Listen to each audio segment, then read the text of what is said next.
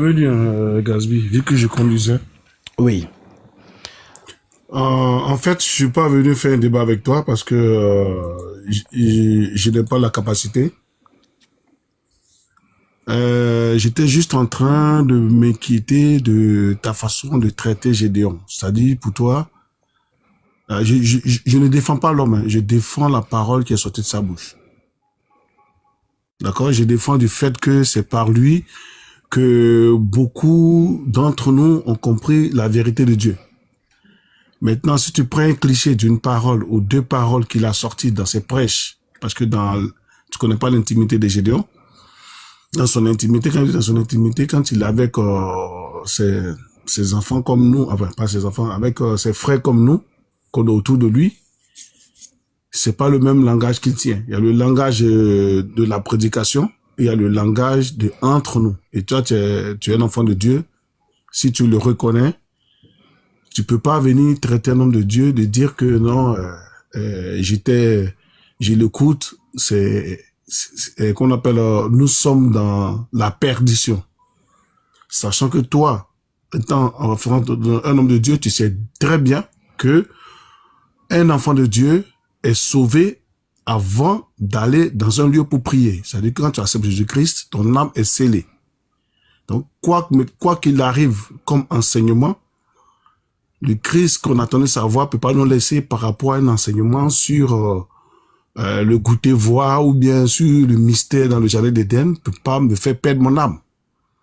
Donc, quand tu veux parler d'un autre homme de Dieu, alors que tout à l'heure tu prêchais la diversité des dons que Dieu fait, nous sommes des membres du Christ, chacun développe, la moisson est grande, hein, chacun développe là où il est. Quand c'est pas la doctrine de Christ qui est respectée, on peut comprendre que la personne amène les enfants de Dieu à la perdition. Donc, on connaît beaucoup d'assemblées qui amènent des enfants à la perdition. Tu as vu la preuve tout à l'heure. Moi, avant, je te voyais comme un gourou. Après, j'ai compris que tu disais la vérité de Dieu. Mais je ne veux pas prendre une de tes phrases ici ou de tes contradictions, selon moi, aller dire devant que Gatsby, c'est un fils du diable. Je dirais jamais ça. Il y a une différence qui se pose, on en discute. Donc moi, je ne peux pas te juger parce que dans mes yeux, il y a une poutre. Alors toi, s'il y a une part dans tes yeux, c'est pas pour autant que moi, je vais croire que ce que tu as dit est forcément vrai. Parce que moi, il y a une poutre dans mes yeux et je vois une paille dans toi, dans tes yeux. Mais ça, c'est une information que Christ nous donne. Donc la sagesse de cet esprit nous fait comprendre. Tu as vu tout à l'heure, tu as dit qu'il faut que ceux qui croient à Jésus-Christ ne s'enferment pas dans une chambre pour dire, ouais, que moi, mon intimité à Jésus-Christ, je suis d'accord avec toi. Mais de l'autre côté, tu as éclairci en disant que si la parole de Dieu passe, que quelqu'un l'attend, un homme de Dieu prêche, une personne l'attend, il dit Amen. Imagine-toi maintenant en Algérie, les enfants de Dieu, ils font comment pendant qu'on disait qu'on ferme les temples? Alors que si quelqu'un t'a écouté dire qu'il ne faut pas qu'on soit dans une chambre pour dire qu'on est enfant de Dieu, qu'il faut qu'on aille dans une assemblée, que l'ordre Gatsby, ce qu'il vient de dire, c'est un démoniaque, moi je ne serai pas d'accord, je vais défendre que tu as rectifié en expliquant que c'est celui qui écoute la parole de Dieu cherche un endroit où partir. Mais il y a des endroits où on ferme les églises. Donc, tu vois, quand j'explique ça, c'est pour te dire que si l'homme de Dieu, moi quand j'ai lu la parole sur je sais pas si c'est un mystère, mais cette histoire de jardin d'Éden, quand j'ai lu, j'ai attendu Ève dire que j'ai fait un enfant avec l'aide de Dieu. Et toi qui es profond, tu peux comprendre que pourquoi elle le dit, alors que de l'autre côté, tu vois, attends, juste cette partie-là, je vais pas aller loin avec toi, cette partie où on dit Adam connaît sa femme. Ils ont mis quoi? 2 points. Attends, 2 secondes. Tu peux me donner le verset, s'il te plaît? Genèse chapitre 3. Genèse chapitre 4, verset 1. Ok. Genèse chapitre 4, verset 1. Moi, j'ai compris aussi que effectivement le diable a couché avec Ève. C'est pas une question de Brahmis. Et puis Brahms, quand il prêchait, c'est vrai qu'il y a des perdus qui prennent Brahms comme le nouveau Messie et tout. Ça, c'est notre cas, ça, c'est notre débat. Mais Brahms n'a pas prêché de faux. même s'il a commis des erreurs. C'est pour ça que Jésus-Christ ne laisse pas quelqu'un avoir plus de pouvoir dans la doctrine. Il y a beaucoup de brèches que tu as ouvertes. Donc, il faut qu'on aille point par point. D'accord. Bon, tu as parlé des églises qu'on ferme en Algérie. C'est normal. Déjà, on ne ferme pas une église. Voilà. Enfin, des lieux de prière, ouais. Voilà. Donc, l'église, c'est nous. En Corinthiens, chapitre 3, verset 16. Exactement. Et en tant que pierre vivante, lorsque la trompette du rassemblement sonne, on se réunit pour former donc ce qu'on appelle l'édifice spirituel. Ce qui fait donc en sorte que les gens peuvent fermer les temples. Mais nous, lorsqu'on donnera rendez-vous d'un rassemblement, même si c'est dans un parc ou dans le trou dans un égout, on ira là-bas se rassembler pour justement vouer le culte au Seigneur. Donc déjà, ce qui se passe en Algérie, ce sont des choses qui sont victimes de ce qu'on appelle la Ligue des Églises protestantes, qui n'ont rien à voir avec justement l'Église de Jésus-Christ où les apôtres sont des colonnes. Ça, c'est une première chose. Seconde chose, c'est que tu as dit que tu ne défends pas Gédéon. Ici, on ne parle pas de l'homme. Car l'apôtre Paul dit, nous n'avons pas à lutter contre la chair et le sang, mais contre les esprits méchants, les principautés, les autorités dans les lieux célestes. Maintenant. Alors, lorsque Dieu envoie son ouvrier, le Seigneur envoie l'homme de Dieu avec la parole de Dieu. Voilà donc pourquoi on parle de l'esprit de l'erreur et de l'esprit de la vérité. Dans le Seigneur, il n'y a pas l'esprit de l'erreur. Voilà donc pourquoi, lorsque Gédéon dit, et tu vas lire l'écriture. Qu'est-ce qu'il a dit? Attends, excuse-moi. Qu'est-ce qu'il prêche qui est faux? Voilà, c'est ce que la question est posée. Depuis, je parle. Je pense que tu as vu le jeune homme qui est monté tout à l'heure, qui suivait Gédéon, et qui a suivi cet enseignement chez lui. Oui. Et justement, c'est sur la clairvoyance de ce que j'ai fait, en répondant à ce faux enseignement, qu'il a compris la vérité et que lui-même, il se disait qu'il était un peu troublé parce que l'écriture dit une chose et il dit le contraire. Donc, c'est justement sur la semence du jardin d'Éden. Donc, Gédéon dit, si tu es son disciple, enfin, si tu es une personne qui le suit, puisqu'ici, nous ne défendons pas l'homme, nous défendons l'écriture. Voilà pourquoi la parole peut dire dans Jérémie 17:5, maudit soit l'homme qui se confie à l'homme et qui prend sa chair pour son appui et détourne son cœur de l'éternel. Ça veut dire que ton appui, ce n'est pas Gédéon. Ton appui, c'est l'écriture, l'éternel. Car l'écriture subsiste. Moi, je comprends que l'homme n'est pas infaillible. C'est ce que ça veut dire aussi. Non, on ne prête pas aux églises. L'apôtre Pierre dit que l'écriture ne soit l'objet d'aucune interprétation particulière. On ne parle pas comme ça des écritures. On parle de l'homme. Justement, voilà pourquoi dans Jérémie 17:5, je redis cette écriture, maudit soit l'homme qui se confie dans l'homme et qui prend sa chair pour son appui et détourne son cœur de l'éternel. Ça veut dire que toi, ton appui, ce n'est pas moi, ni Gédéon, ni qui que ce soit. Ton appui, c'est l'écriture. Ça veut donc dire que voilà pourquoi nous prêchons avec les écritures pour que vous puissiez nous vérifier à la lumière de ces écritures. Si vous ne nous vérifiez pas à la lumière de ces écritures, quand nous serons en train de vous mentir, vous ne saurez pas. Donc voilà pourquoi le Saint-Esprit est dissimulé dans des corps pour parler, d'où l'écriture qui dit c'est poussé par le Saint-Esprit que les hommes ont parlé de la part de Dieu. C'est aussi comme ça, poussé par l'esprit de l'autre, que les hommes parlent. Voilà donc pourquoi ceux qui nous écoutent doivent justement prendre les choses au sérieux et nous vérifier à la lumière des Saintes Écritures. D'ailleurs, l'apôtre Paul dit dans 2 Corinthiens chapitre 11, verset 1, « Oh, si vous pouviez supporter de ma part un peu de folie, mais vous me supportez. Car je suis jaloux de vous, d'une jalousie de Dieu, parce que je vous ai fiancé à un seul époux pour vous présenter à Christ comme une vierge pure. Toutefois, de même que le serpent séduisit Ève par sa ruse, je crains que vos pensées ne se corrompent et ne se détournent de la simplicité à l'égard de Christ. Car si quelqu'un vient vous prêcher un autre Jésus que celui que nous vous avons prêché, aussi vous recevez un autre esprit que celui que vous avez reçu, ou un autre évangile que celui que vous avez embrassé, vous le supportez fort bien.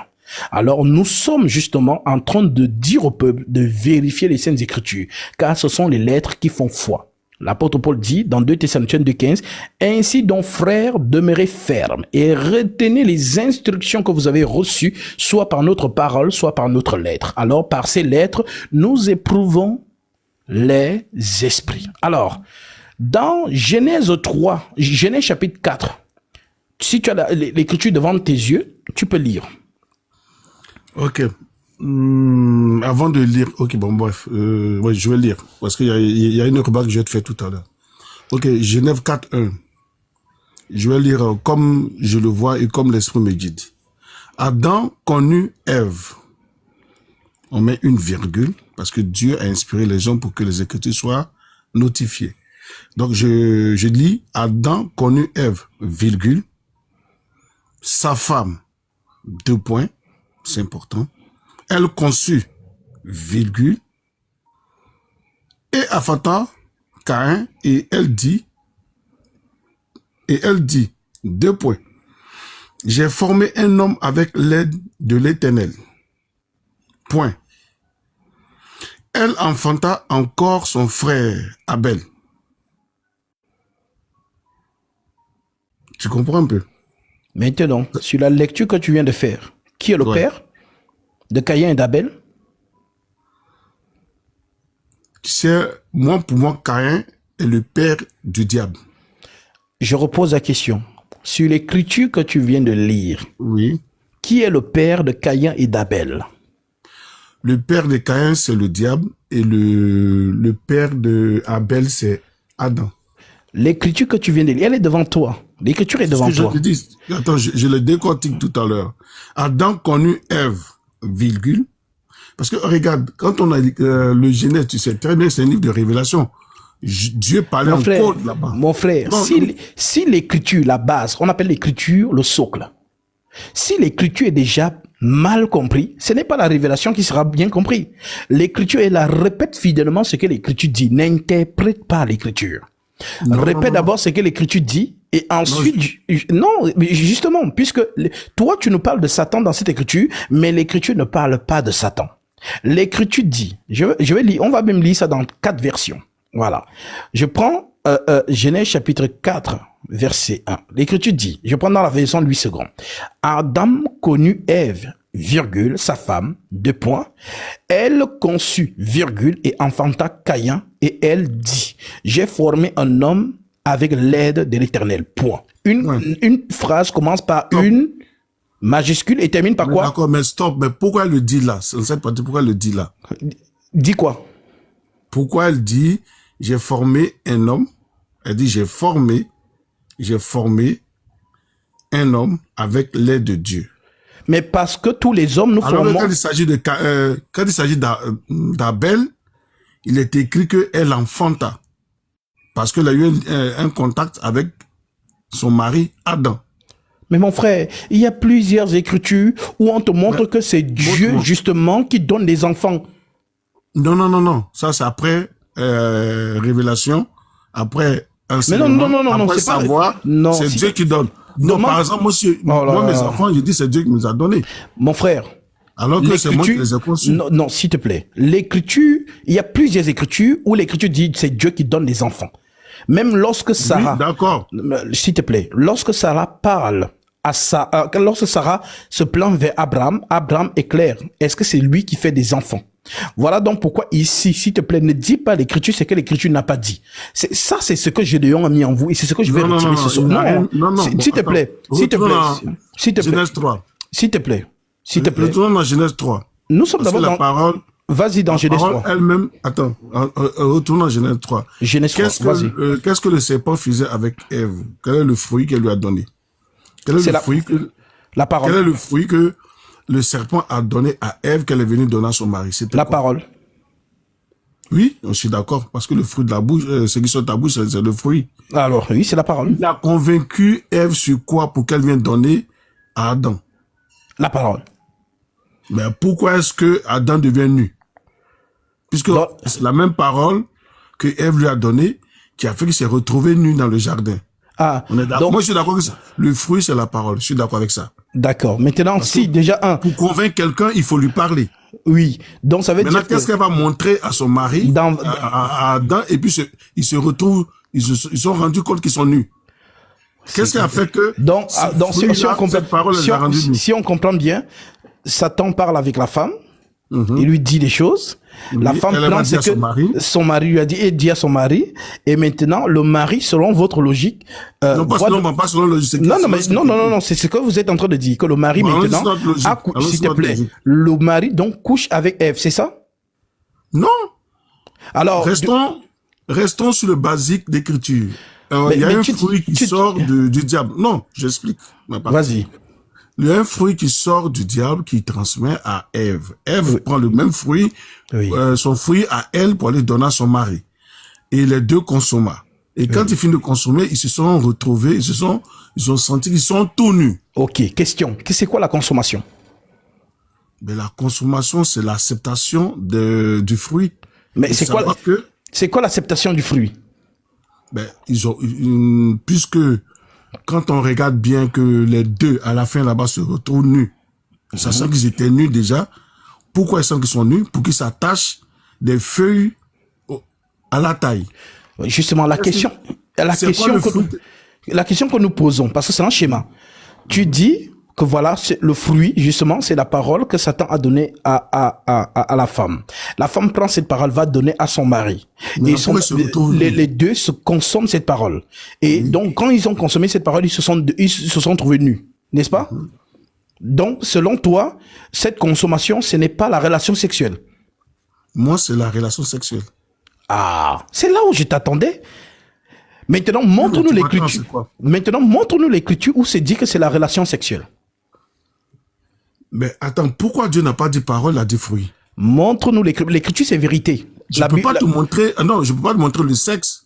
C'est pour ça que je te dis que quand Frère, je ne dis pas de me montrer le sexe. J'ai dit montre l'écriture parce que les gens qui sont ici là, et ils n'acceptent que l'écriture. Montre-nous l'écriture qui dit que Adam a couché avec Ève, justement, dans le jardin d'Éden, et ils sont devenus... Mais si tu as cette écriture, donne-nous, comme ça, nous allons dire Amen, nous tous à l'écriture. Maintenant, quand tu prends Genèse 4, il est écrit quoi? Adam connut sa femme. Les Genèse 4, ils ne sont plus dans le jardin. Ils sont hors du jardin. Hein?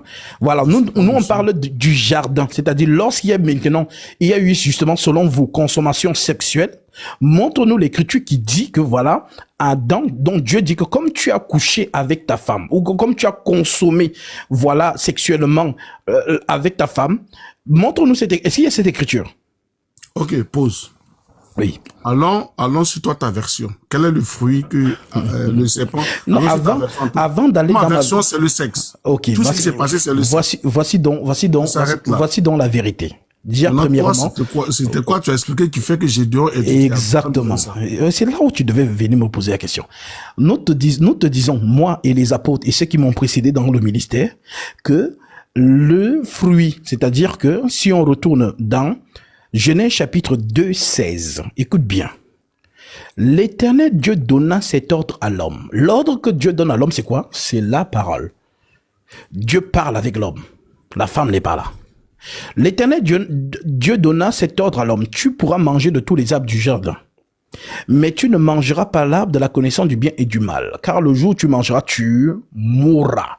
Ça, c'est la parole de Dieu à l'homme. C'est ce qu'on appelle la semence. Maintenant, lorsque on va chez l'autre, Genèse 3, verset 4, l'Écriture dit, alors le serpent dit à la femme, vous ne mourrez point. Donc, il y a déjà deux choses. Il y a la parole de Dieu qui dit à l'homme, le jour où vous mangerez, vous mourrez.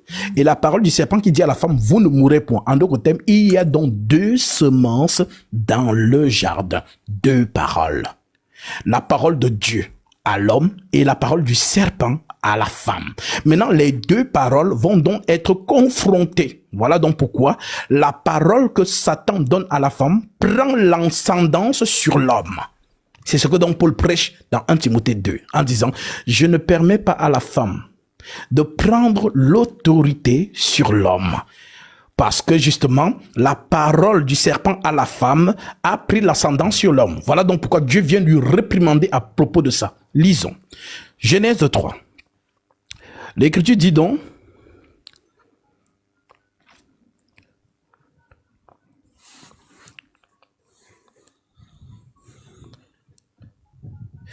Genèse chapitre 3 verset 17. Voici ce que Dieu dit à l'homme.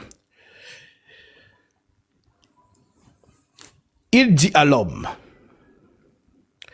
puisque tu as écouté la voix de ta femme et que tu as mangé de l'arbre au sujet duquel que je t'avais donné cet ordre, tu ne mangeras point, le sol sera maudit à cause de toi.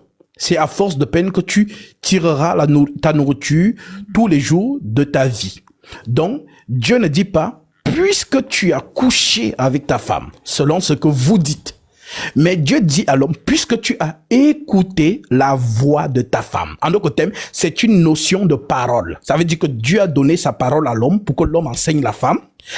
La femme a écouté la parole du serpent et la femme a pris la parole du serpent et elle a donné à l'homme. C'est donc ça qu'on appelle donc la désobéissance, la transgression. Voilà pourquoi on les appelle les enfants de rébellion. Je peux te poser une question. On va doucement, vas-y, je prends ta question. Pourquoi, quand tu finis de dire ça, pourquoi Dieu révèle cette nudité de l'homme et de la femme et qui s'attache des feuilles à la taille? D'accord. Alors de fermer leur bouche, au lieu d'attacher leur bouche, ils attachent les reins. C'est dû à pourquoi Dieu sort cette révélation. Parce que j'ai compris dans les que Dieu était poli par excellence pour ne pas dire les choses. D'accord. Ok. Je te réponds. Pourquoi il parle d'enfants, tout ça après? Alors, je te réponds. Tu vas apprendre aujourd'hui, ce soir, avec moi, que la nudité n'a rien à voir avec une personne qui n'a pas d'habit. Nous sommes ici dans un langage prophétique. En Corinthiens chapitre 2, nous employons un langage spirituel pour les choses spirituelles. Mais l'homme animal ne comprend pas les choses de l'Esprit de Dieu car elles sont une folie pour lui. Il ne peut les comprendre parce que c'est spirituellement qu'on en juge. L'homme spirituel au contraire juge de tout et n'est lui-même jugé par personne car qui a connu la pensée du Seigneur pour l'instruire. Or nous avons la pensée de Christ. Et c'est ça qui fait la différence entre nous et ceux qui se débrouillent. Nous avons la pensée de Christ. Je fais un échange avec toi. J'arrive. Non, j'arrive. Tu m'as posé une question. Quand tu m'enseignes, je t'écoute. Oui. Quand je monte là, c'est pour poser des questions. Oui, mais justement, si tu me coupes, tu ne vas pas comprendre justement la pertinence de la chose. Donc, lorsqu'on parle de nudité, ça n'a rien à voir avec quelqu'un qui n'a pas d'habit. La nudité fait mention du péché. Voilà donc pourquoi, lorsque justement ils pêchent, ils s'en rendent compte donc que la présence de Dieu en eux a disparu. Tu retrouves ça dans Apocalypse chapitre 3 verset 18. On va y arriver. Maintenant, lorsqu'on parle du figuier, le figuier représente la loi. Voilà pourquoi l'homme n'atteint pas la perfection par la loi. D'où le fait que Dieu enlève les feuilles de figuier et les revêt de quoi? Continuons la lecture. Genèse 3. L'Écriture dit donc, Adam donna à sa femme le nom d'Ève, ce qui signifie vie, car elle est la mère de tous les vivants. L'Éternel Dieu fit... Stop là, s'il te plaît. Je termine. En fait, tu ouvres beaucoup de brèches. Non, ne termine pas. Je ne veux pas te mettre la pression. Oh là là, vas-y alors. Non, je sais que tu as l'esprit d'enseignant. Je suis d'accord avec toi. Quand tu es lancé, tu es lancé. Il y a deux questions que j'allais te poser. Pourquoi est-ce que... ce que tu viens de lire là, s'il te plaît, relis là, s'il te plaît. Adam connut sa femme. Adam donna à sa femme. Là où il appelait Ève. Adam donna à sa femme le nom d'Ève, car elle était la mère de tous les vivants. Oui. C'est la seule qui est la mère de tous les vivants. Donc, alors qu'elle n'a pas eu de descendant, c'est Adam qui est le descendant, il n'y avait pas de Caïn dedans. Oh là là, mais... Donc, là, tu vas embrouiller, tu vas embrouiller la pensée. C'est trop dans la profondeur de spiritualité à tel point que tu dis que la figuier, c'est ceci. Je ne suis même pas encore monté, hein. Je ne suis même pas encore monté. Là, je t'explique ce que les apôtres ont expliqué doctrinalement. D'accord. Maintenant, ici, on te fait comprendre. Je laisse parler. Vas-y. Je te laisse parler. Vas-y. Pourquoi, quand ils ont mis les figuiers à leur taille, pourquoi Dieu tue un animal et les fait des vêtements? C'est là où je veux en venir. C'est pourquoi je t'ai dit que les feuilles de figuier représentent la loi. On ne se justifie pas par la loi. C'est pourquoi Paul dit que tous ceux qui veulent se justifier par la loi sont perdus. Donc la justification parfaite, c'est en Christ. Voilà pourquoi c'est lui qui nous a justifiés. D'où le fait donc que Dieu le souverain sacrificateur du jardin d'Éden, fait donc l'acte de sacrificature et prend la peau d'un animal pour revêtir Adam.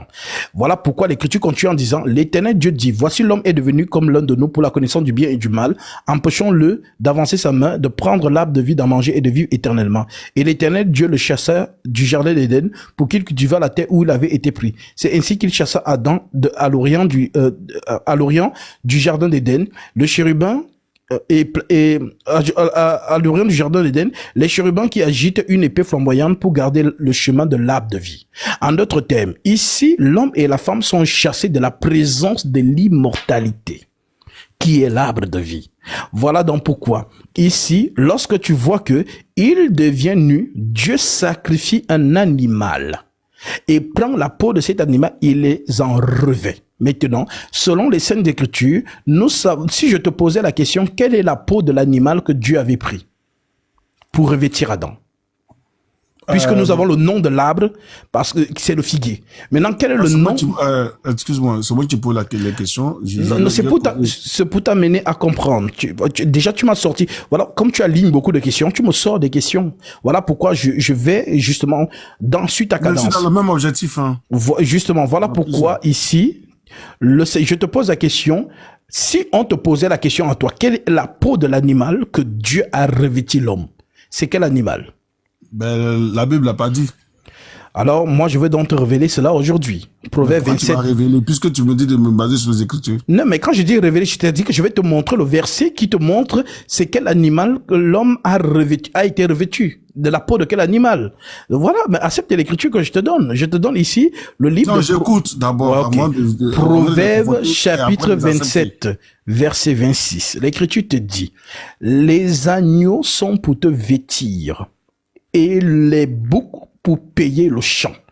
Les agneaux sont pour te vêtir et les boucs pour payer le champ. Et nous voyons que le Seigneur a accompli les deux choses. Il est l'agneau immolé qui ôte le péché du monde et il est le bouc d'Israël qui ôte les péchés d'Israël pour être voué à Azazel. Lévitique chapitre 16. Donc, ici, tu as maintenant la compréhension que la peau de l'animal qui a été revêtu à l'homme, c'est qui? C'est l'agneau. C'est un acte prophétique, une préfiguration qui annonce le pardon.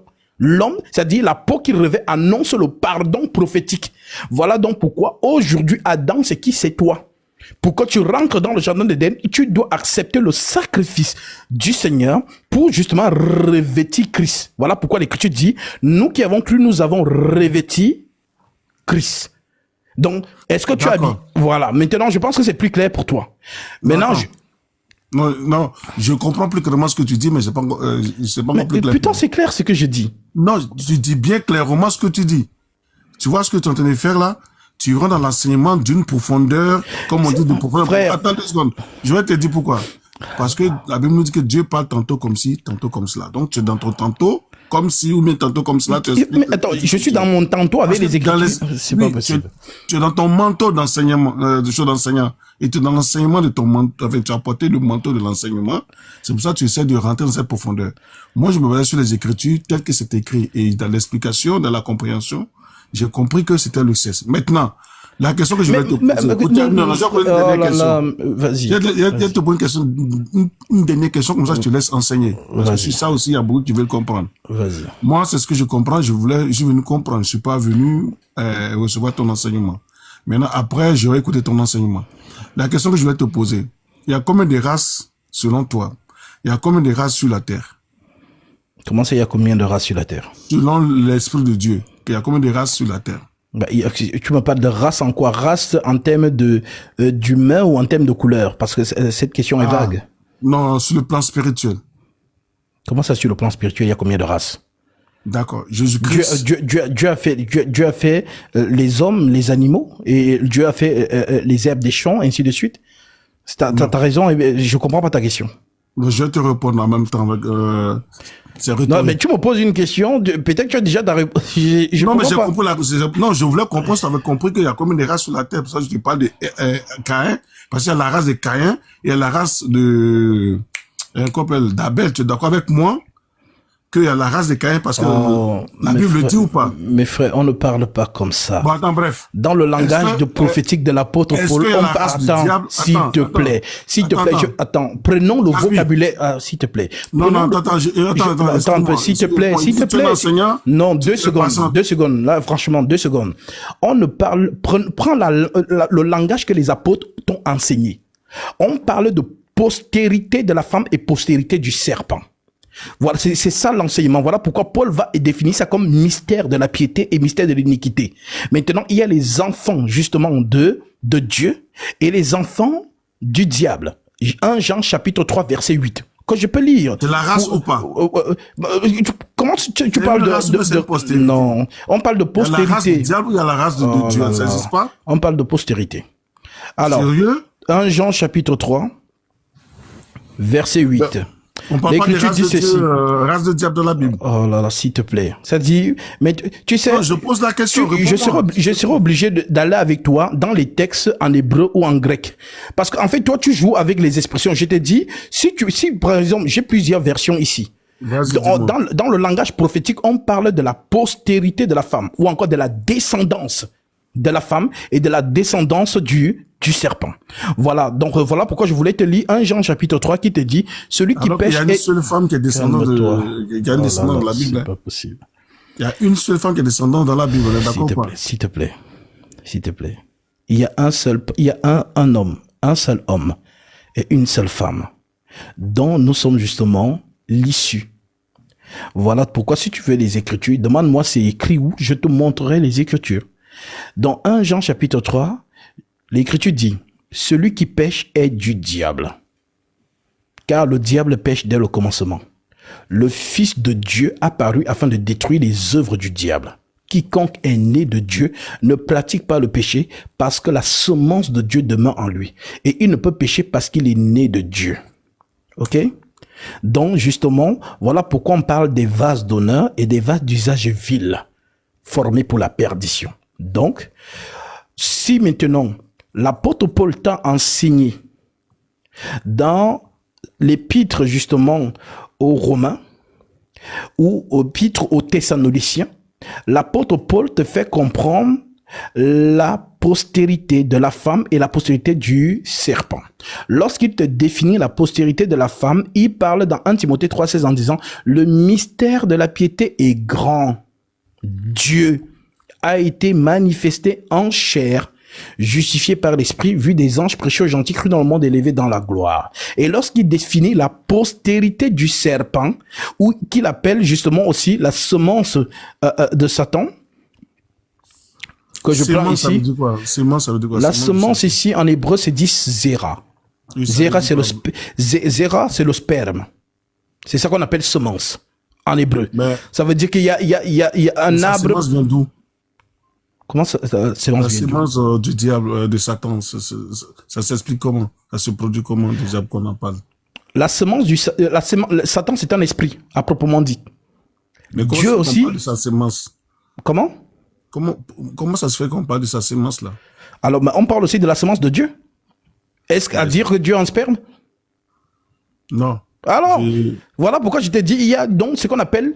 Donc, il y a deux races sur la terre. Il y en a deux. Ben, il y a la sémence du diable et la sémence de Ok, Dieu. bon, on va évoluer. Prenons race. Voilà. Si c'est le mot qui t'enchante, prenons race. Ok. Mais ça marche Maintenant, parce que c'est- oh non, il n'y a c'est pas de écrit. souci. On Vas-y, continue. Donc, la race donc de Dieu, c'est que tu appelles race, que Paul lui l'appelle postérité de la femme ou descendance de la femme. Et il définit cela en disant dans 1 Timothée 3,16, le mystère de la piété est grand. Dieu, théos en grec, a été manifesté en chair, en race si tu veux.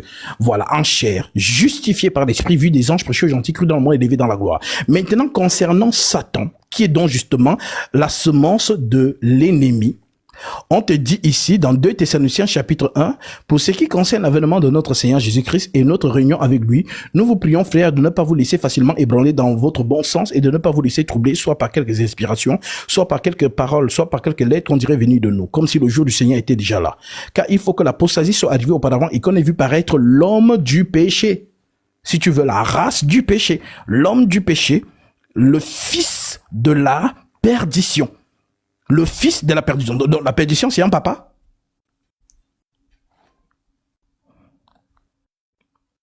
C'est une question? Oui. Ben, c'est un père aussi. La perdition, c'est un papa? Oui, c'est un père aussi. Donc, ce papa aussi a une femme? Non. Comme Ah. Quand Jésus dit mon père, D'accord. Donc, nous comprenons ici que nous sommes dans la dimension de deux esprits. L'esprit de la vérité et l'esprit du mensonge. Donc, lorsque l'esprit de la vérité s'incarne, c'est ce qu'on appelle Abel. C'est ce qu'on appelle Jésus. C'est ce qu'on appelle Michael.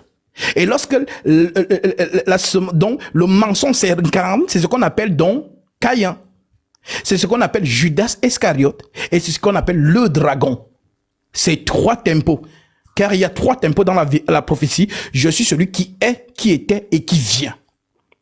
Donc, comme si on dit qui était, les apôtres se réfèrent à Abel. Voilà pourquoi il y a les expressions telles que le sang d'Abel, le sang de Jésus crie plus que celui d'Abel. Donc, c'est aussi comme ça que Abel a eu quelqu'un qui l'a tué, donc Caïn. Et nous voyons que dans le deuxième tempo, nous voyons Judas Iscariote qui trahit Jésus. Voilà pourquoi Jésus dit à Pilate, celui qui me livre à toi commet un plus grand péché. Alors, qui a commis le plus grand péché? C'est Satan. Et voilà donc pourquoi dans la fin, justement, le dernier ennemi qui sera terrassé, c'est maintenant le combat entre justement la vérité et le mensonge. D'où le fait qu'on te parle donc de la guerre dans le ciel. Voilà comment on explique les choses. Maintenant, on te fait donc comprendre que doctrinalement parlant, les deux enfants-là, Caïn et Abel, viennent d'Adam. Ça, c'est la doctrine. Et tu ne pourras pas enlever ça. Maintenant, lorsqu'on monte maintenant dans la spiritualité, Caïn est du serpent. Comme Paul le dit, Jean le dit aussi, ne soyez pas comme Caïn qui tua son frère. Maintenant, voilà pourquoi, si je te posais la question, si on va entrer dans votre logique, et c'est ici que vous mourrez, votre logique, si je te demande qui est le père de Judas Iscariote? Comment? Qui est le père de Judas Iscariote? Mais Jésus a dit que c'est un démon. Qui est le père de Judas? Est-ce que Judas Iscariote avait un papa? Je sais pas, j'ai pas la réponse, mais c'est question. Alors, je vais donc, je vais lire. Jean chapitre 6. C'est pour ça, avec moi, quand vous montez, il faut être armé dans les Saintes Écritures. C'est pas grave, c'est pas grave. Voilà. Jean chapitre 6, je prends le verset 64. Prenons même le verset 68. L'Écriture dit, Simon Pierre répondit, Seigneur, à qui irions-nous? Tu as les paroles de la vie éternelle. Et nous avons cru et nous avons connu que tu es le Christ, le Saint de Dieu. Jésus leur répondit, n'est-ce pas moi qui vous ai choisi, vous les 12, et l'un de vous est un démon. Il parlait de Judas Iscariote, fils de Simon, car c'était lui qui devait le livrer, lui, l'un des 12. Je répète, pour ceux qui nous écoutent. Verset 70. Jésus leur répondit, n'est-ce pas moi qui vous ai choisi, vous les 12? Et l'un de vous est un démon. Il ne dit pas l'un de vous est possédé par un démon. Il dit l'un de vous est un démon. Et nous savons que le démon dans la prophétie, c'est Satan. Mais dans verset 71, il dit, il parlait de Judas Iscariote, fils de Simon. Donc, je te repose la question, est-ce que Judas Iscariote avait un papa, biologiquement parlant? On n'a pas parlé de ça dans cette partie, mais dans la spiritualité, son père, c'est le diable.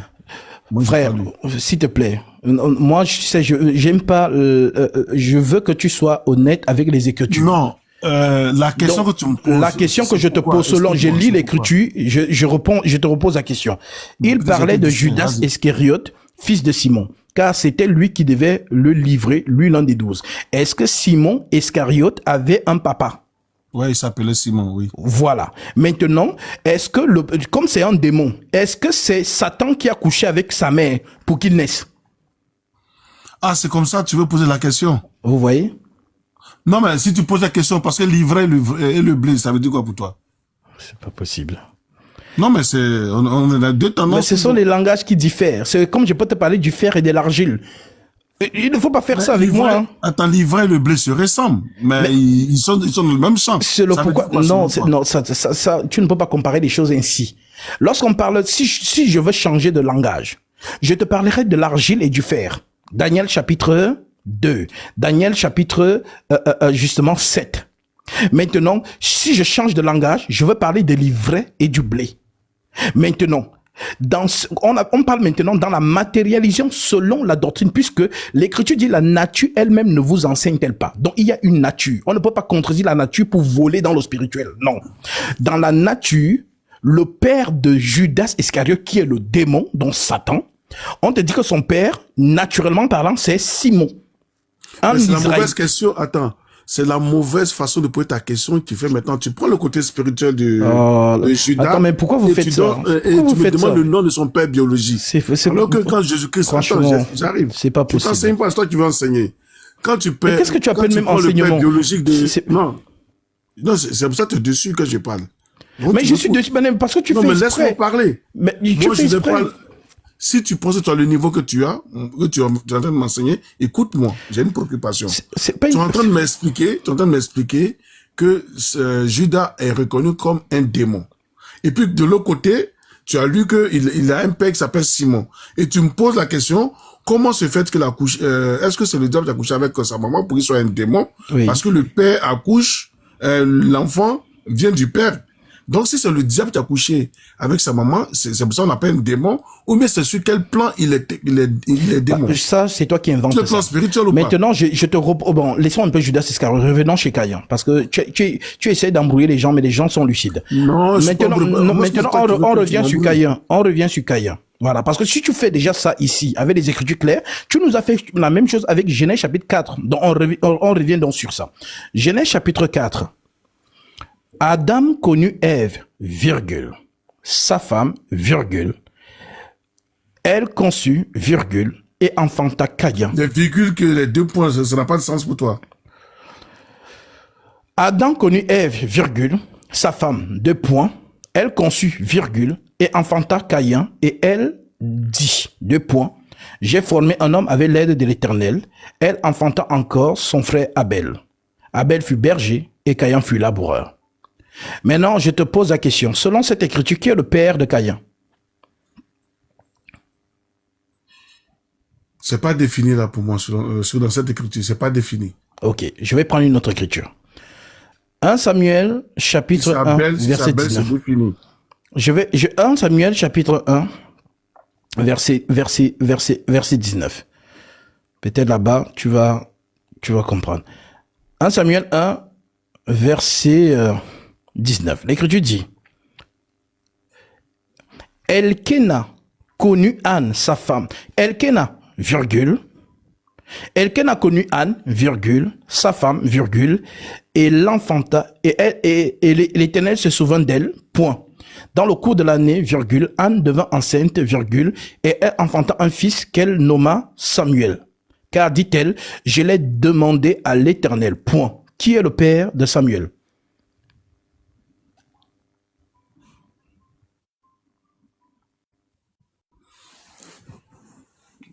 Selon l'écriture que tu as lu, c'était quoi déjà? Je répète. 1 Samuel 1, verset 19. Elkéna connut Anne, virgule, sa femme, virgule, et l'Éternel se souvint d'elle, point.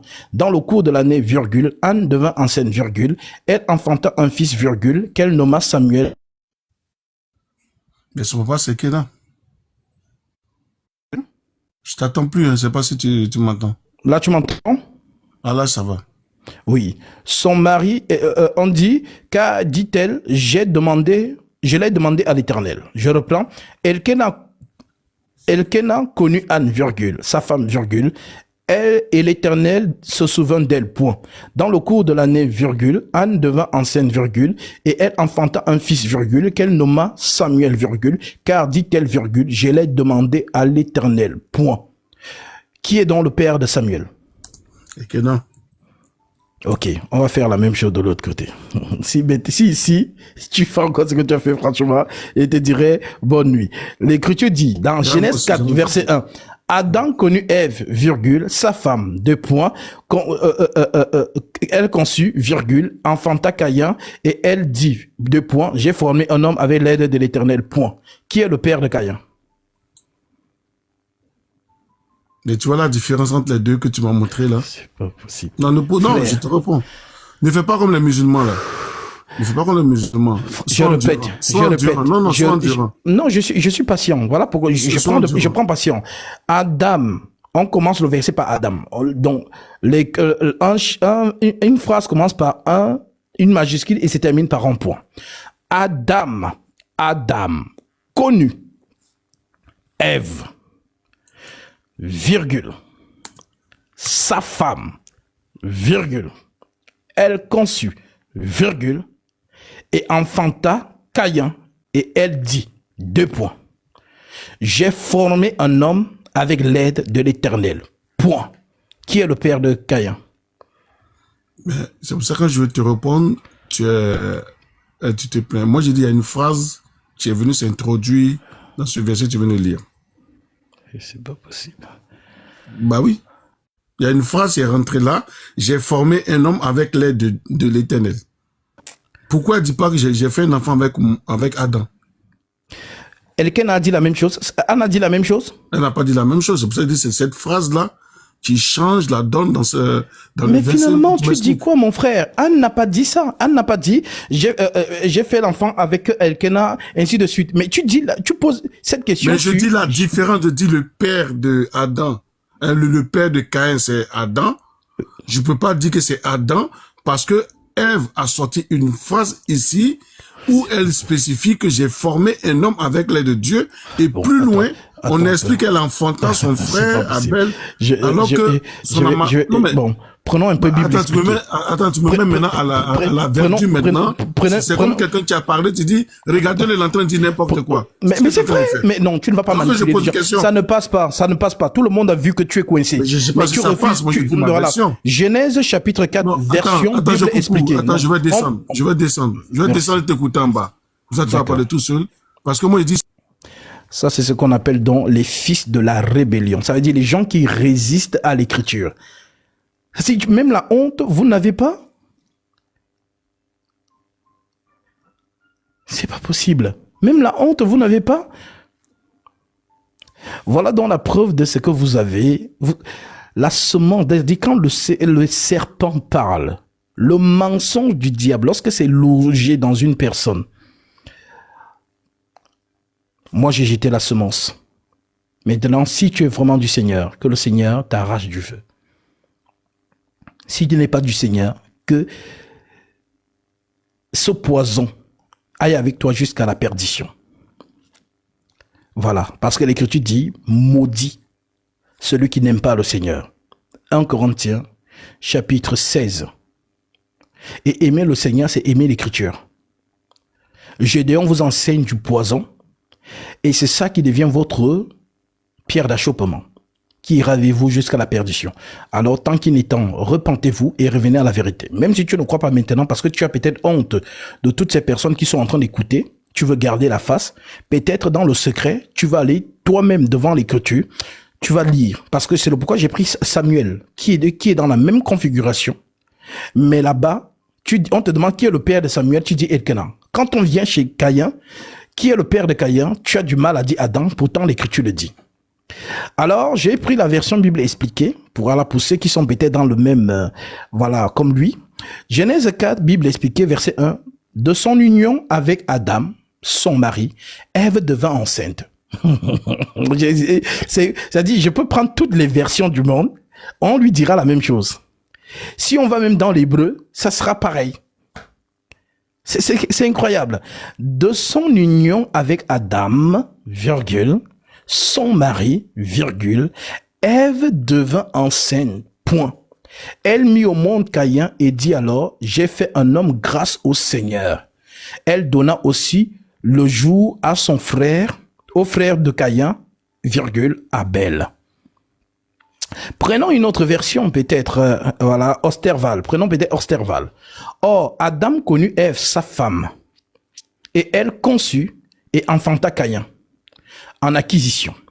Et elle dit, j'ai acquis un homme avec l'aide de l'Éternel. Elle enfanta encore son frère Abel, et Abel fut berger, et Caïn fut laboureur. Prenons encore Darby, qui est la version la plus fidèle à l'hébraïque, on va dire. C'est le mot à mot. Prenons Darby.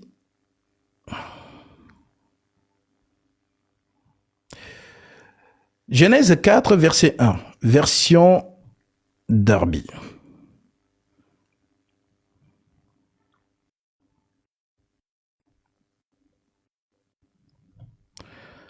Alors,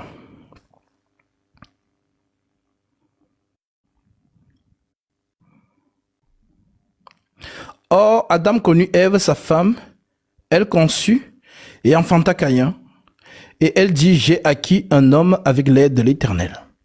C'est-à-dire que je ne sais pas comment vous allez faire pour vous en sortir. Tout ça pour protéger Gédéon. Incroyable. L'homme s'unit à Ève, version PDV 2017.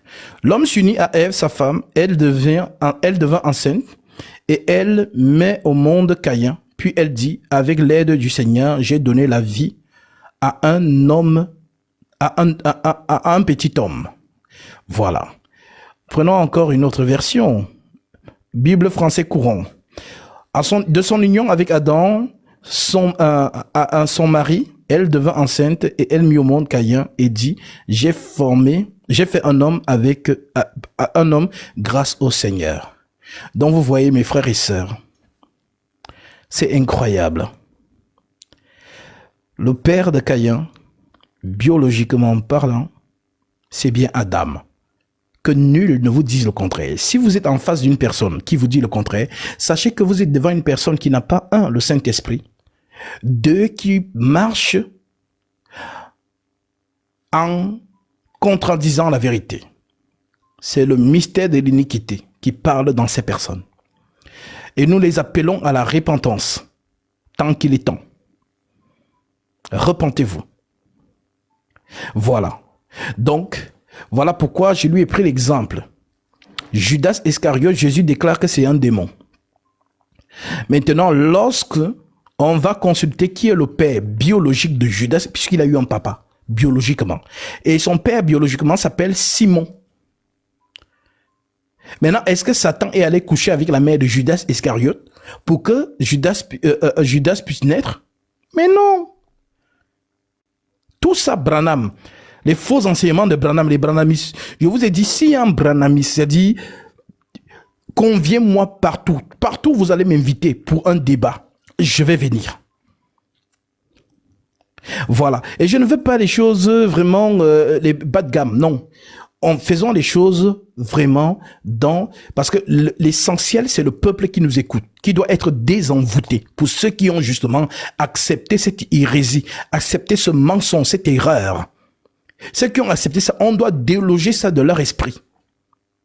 Ce sont des coloquintes sauvages qui sont dans le pot. Que celles et ceux qui ont les oreilles pour entendre, entendent. Donc, vous avez beaucoup de chrétiens qui se disent branhamistes. Voilà, ce sont des branches, hein, branhamistes. Donc, tous ceux qui se disent branhamistes, sachez que vous avez bu un levain. Branham est un faux prophète. Et quand vous êtes devenus des avocats de Satan, ça veut dire que nous voulons censurer pour rétablir la vérité, mais vous défendez ces personnes. Gédéon de la Tchétchoufa enseigne le mensonge. Ce n'est pas un homme de Dieu. Il n'a pas le ministère de la parole. Que ceux qui ont les oreilles pour entendre, entendent. Maintenant, comme justement, vous aimez les hommes plus que l'écriture, il n'y a pas de souci. C'est un enfer là-bas, comme je dis souvent pour les musulmans. C'est un enfer qui aura la bagarre générale. Parce que quand ils vont, ceux qui sont arrivés là-bas, ils ont vu Mohamed. Que Mohamed, donc tu es ici? Ah oui, c'est Jésus qui est Dieu. Mais c'est toi qui nous as dit que... moi, je vous ai dit que je ne faisais que suivre ce qui m'a été annoncé. Je vous ai bien averti que, voilà, je ne sais même pas où je vais. Donc, je ne fais que suivre ce qui m'a été annoncé. Je vous ai dit. Mais vous avez quand même pris la décision de me suivre. Ah, vraiment, c'est à vos risques et périls. Donc... et la bagarre va commencer. Maintenant, les autres qui vont aller retrouver, ils vont arriver là-bas, bagarre générale. Qu'est-ce qui se passe ici? Mais non, mais c'est Jésus qui est Dieu. Quoi? Tark. Et je vous le dis maintenant, parce que tous ces gens qui font en longueur de journée des débats avec les musulmans sur la divinité de Jésus-Christ, chaque chrétien Selon l'enseignement des apôtres, nous avons connu que Christ est le seul vrai Dieu tout-puissant manifesté en chair. Il n'y a pas un autre Dieu au-dessus de Jésus-Christ. L'apôtre Paul dit, si notre évangile est encore voilé, il est voilé pour ceux qui périssent. Alors vous êtes des enfants de la lumière marchant dans la révélation. Personne ne connaît le Père si ce n'est le Fils, et personne non plus ne connaît le Père si ce n'est Personne ne connaît le Père si ce n'est le Fils, et personne non plus ne connaît le Fils si ce n'est le Père, et celui à qui le Fils veut le révéler. Révélation. Donc si tu vas demander au Père, Père, c'est qui est Dieu? Il va te dire, demande au Fils. Si tu vas demander au Fils, Fils, c'est qui est Dieu? Il va te dire, demande au Père. Il y a un qui l'a fait, et il a reçu sa réponse. Seigneur, montre-nous le Père, et cela nous suffit. On quitte dans ce débat. Et Jésus a été clair, le Seigneur, il y a si longtemps que je suis avec vous. Alors, je vous assure, ceux qui suivent Gédéon, je vous ai dit, si vous êtes de Dieu, vous allez revenir vous allez vomir les erreurs qu'il a prêchées. Ces faux enseignements. Et comme je l'ai dit, je ne me cache pas, j'étais à Abidjan en plein live. J'ai appelé sur son numéro.